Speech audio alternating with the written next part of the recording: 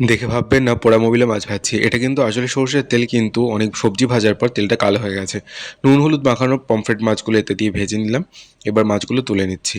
সামুদ্রিক মাছের মধ্যে পমফ্রেট মাছ খেতে আমার কিন্তু দারুণ লাগে। আপনাদের কার কার পমফ্রেট মাছ খেতে ভালো লাগে জানাবেন অবশ্যই কমেন্ট করে। তো মাছ ভাজা হয়ে গেছে, এবারে ফ্রেশ সরষের তেল দিয়ে দিলাম, ওর মধ্যে দিলাম কালো জিরে ফোড়ন। এবার ওর মধ্যে দেবো পেঁয়াজ বাটা, টমেটো কুচি দিয়ে ভালো করে একটু ভাজা ভাজা করে নেব। তারপর ওর মধ্যে দিয়ে দেবো রসুন বাটা, আদা বাটা, জিরে বাটা আর দিয়ে দেবো লঙ্কা বাটা।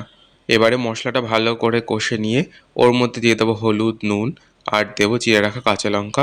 মশলাটা ভালো করে কষা হয়ে গেছে, ওর মধ্যে দিয়ে দেবো সর্ষে বেটে ছেঁকে রাখা জলটা, দিয়ে সবটা ভালো করে মিশিয়ে এটাকে ফুটতে দেবো।